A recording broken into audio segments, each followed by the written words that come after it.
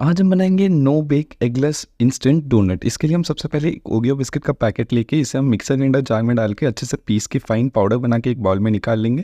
फिर हम इसमें थोड़ा सा दूध डाल के इसका एकदम स्मूथ सा डो बना लेंगे इस तरीके से। फिर हम इसमें से आधा डो अपने हाथों में लेके अच्छे से रोल करके किसी भी फ्लैट सरफेस पे रख के इसे डोनट का शेप देंगे और इसके बीच में एक खड्डा बना देंगे बिल्कुल इसी तरीके से। और उसके बाद में हम इसे सेट होने साइड में रख देंगे। एक बाउल में थोड़ा सा डार्क चॉकलेट लेके इसे अच्छे से मेल्ट करके हमारे डोनट को इसमें डिप करेंगे। फिर आप जैसे चाहे वाइट चॉकलेट से अगर डेकोरेट करके एंजॉय कीजिए।